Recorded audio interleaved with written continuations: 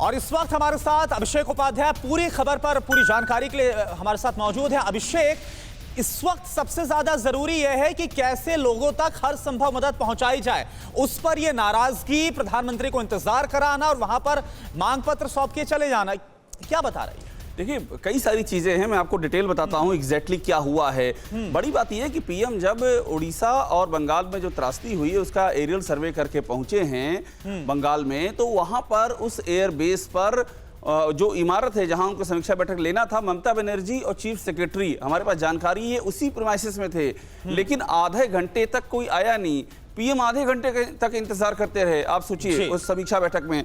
और जब आधे घंटे का इंतजार करने पर कोई आया नहीं, उसके आधे घंटे बाद जो है ममता बनर्जी अचानक से आती हैं और पीएम के हाथ में कुछ कागजात देती हैं और ये कहती हैं कि जो त्रासदी से जो असर हुआ है, जो प्रभावित लोग हुए हैं, ये उसके कागजात हैं। और ये कह के चली जाती हैं कि दूसरी जरूरी मीटिंग मेरे अभी लाइंड अप है, मुझे वहां जाना है, ये कहकर चली जाती हैं। तो ये हुआ है और ये बताता है कि जिस त्रासदी में जिससे कि उड़ीसा और बंगाल के लोग जूझ रहे हैं, उस त्रासदी के ऊपर किस तरह से राजनीति को हावी किया गया। करुणा, ठीक है अभिषेक, मैं आपके पास एक बार फिर से आऊंगा। ये देखिए, ये जो मीटिंग है, ये उसकी तस्वीरें हम आपको दिखा रहे हैं, ताजा तस्वीरें। और इसमें आपको दो जो कुर्सियां हैं, जो प्रधानमंत्री के ठीक बगल में आपको दो कुर्सियां नजर आ रही हैं, वो खाली हैं। और ये जो दो कुर्सियां हैं, दरअसल ये पश्चिम बंगाल के सीएम ममता बनर्जी और उनके सचिव के लिए थी। और आप जरा समझिए कि ममता बनर्जी का यहां पर आना, उनके सचिव का यहां पर आना कितना इंपॉर्टेंट था, क्योंकि जो जमीनी हालात है, जो स्थिति है, उसे बेहतर तरीके से आपसी कोऑर्डिनेशन से समझा जाएगा, आपसी कोऑर्डिनेशन से ही मदद पहुंचाई जाएगी। अभिषेक, यहां पर यह सारा जो घटनाक्रम हुआ काफी नाटकीय तरीके से, इससे ज्यादा जरूरी यह था कि ममता बनर्जी और उनके सचिव वहां होते। आपसी कोऑर्डिनेशन बहुत जरूरी है इतने बड़े तूफान के बाद। और भी इससे मैं आपको एक और भी अहम जानकारी दे रहा हूं करुणा, जो हमारे पास जानकारी है कि ममता बनर्जी आधा घंटा पहले उनको पीएम को इंतजार कराया, उसके बाद वो पहुंची हैं, कागजात उन्होंने दिया है पीएम को, वहां से निकल गई। लेकिन एक और अहम डेवलपमेंट हुआ है, ममता बनर्जी ने अपने चीफ सेक्रेटरी को, होम सेक्रेटरी को प्रेजेंटेशन, हमें जानकारी है, प्रेजेंटेशन तक नहीं करने दिया, उनको प्रेजेंटेशन करने से भी रोक दिया। जबकि अगर वो प्रेजेंटेशन वहां पर करते तो जानकारी मिलती है, पिक्चर क्लियर होती कि वहां क्या जमीनी स्थिति क्या है।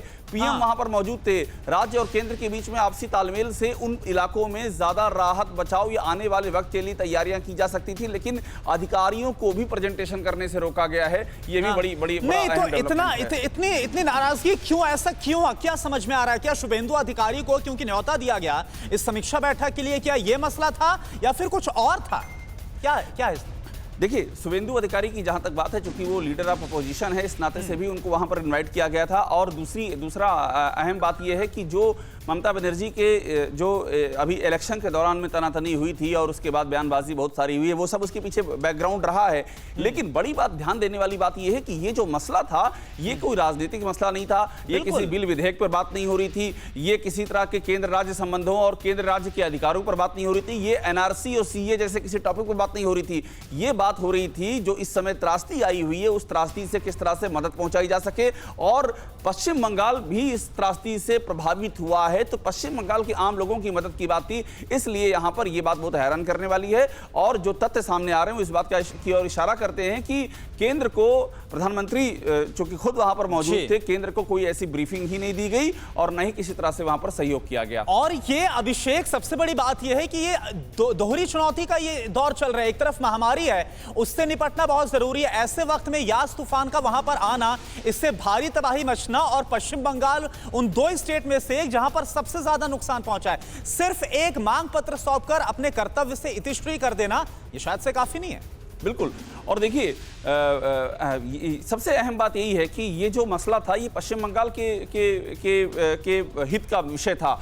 और आप चूंकि उड़ीसा भी शामिल है, तो मैं आपको बताऊं, जो शुभेंदु अधिकारी का अपना सवाल उठाया, हमारे पास जानकारी ये है कि उड़ीसा में भी जो लीडर ऑफ अपोजिशन है, उनको भी रिव्यू मीटिंग में बुलाया गया था, लेकिन कोविड के चलते वो नहीं आ पाए, वो उससे रिकवर कर रहे हैं। तो ऐसा भी नहीं था कि सिर्फ पश्चिम बंगाल में ऐसा कोई एग्जाम्पल रखा गया हो कि लीडर ऑफ अपोजिशन को बुलाया गया हो। उड़ीसा में भी यही हुआ था। ये वहां पर उड़ीसा में भी कहा गया था कि एलओपी वहां पर आए। तो वो भी कोई ऐसा शुभेंदु अधिकारी के लिए अलग से इंतजाम नहीं किए गए थे। लेकिन सबसे दो चीजें बड़ी अहम है, मैं फिर से दोहरा रहा हूं। पहली बात तो ये कि आधा घंटे तक पीएम को इंतजार कराया गया, कोई प्रतिनिधि वहां पर मौजूद नहीं था, और उसी इमारत में ध्यान देने वाली बात यह है जहां समीक्षा बैठक होनी थी वहीं पर ममता बनर्जी और उनके चीफ सेक्रेटरी मौजूद थे, फिर भी आधे घंटे तक कोई वहां पर नहीं पहुंचा। ठीक है, ये एक बार फिर से बता दें अपने दर्शकों को कि जो अभिषेक उपाध्याय बता रहे हैं, और साथ में ये तस्वीर भी बहुत अहम है, जो तस्वीर लगातार इस वक्त आपके टीवी स्क्रीन पर सामने आ रही है। आप ये देखिए, वही समीक्षा बैठक है जिसके लिए प्रधानमंत्री पहुंचे हुए थे। उन्होंने एरियल सर्वे भी किया है। दो तस्वीरें इस वक्त आपके सामने है। जो तबाही आई है, जो नुकसान पहुंचा है, इसका खुद प्रधानमंत्री नरेंद्र मोदी ने एरियल सर्वे किया है। स्थिति क्या है, वस्तुतः स्थिति उसको जाना है, समझा है। उनके साथ अधिकारी मौजूद थे। और दूसरी तरफ देखिए, जब समीक्षा बैठक के लिए पहुंचते हैं प्रधानमंत्री, और जो अभिषेक उपाध्याय बता रहे, वाकई में काफी चौंकाने वाली बात है ये कि उसी इमारत में जहां पर समीक्षा बैठक होनी थी, ममता बनर्जी और उनके जो अधिकारी हैं वो मौजूद थे, लेकिन इसके बावजूद 30 मिनट तक का इंतजार करवाया गया। यह एक बहुत बड़ा सवाल है कि ऐसे वक्त में अभिषेक, जब एक एक पल बहुत ज्यादा कीमती होता है, ये जो 30 मिनट है इसमें आप चर्चा कर सकते थे, बात कर सकते थे, क्या होना है क्या नहीं होना है। ये 30 मिनट का इंतजार ये भी काफी भारी पड़ सकता है।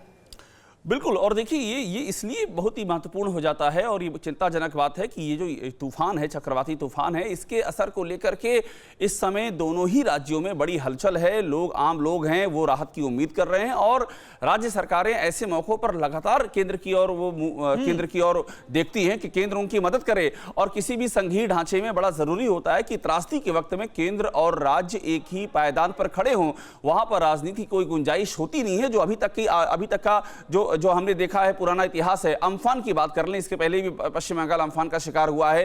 तो अभी ताउते की बात हमने देखा है, जिस तरह से ताउते ने प्रभावित किया है देश के हिस्से को। तो इस तरह से जब भी चक्रवाती तूफान आते हैं तो उसमें एक आम सी का एक प्रचलन है कि पीएम तुरंत वहां के जो सीएम होते हैं उनसे संपर्क करते हैं, उनसे बात करते हैं, समीक्षा बैठक की जाती है, पीएम वहां का दौरा करते हैं और वहां चीफ मिनिस्टर मौजूद रहते हैं। तो ऐसा भी नहीं है कि पश्चिम बंगाल में कुछ ऐसा हो रहा था जो इसके पहले कभी हुआ ना हो। लेकिन ममता बनर्जी ने जो वहां पर किया है, वो जो है, हमारी जो जानकारी है, ऐसा कुछ अभी तक नहीं हुआ था। ये पहली बार हुआ है।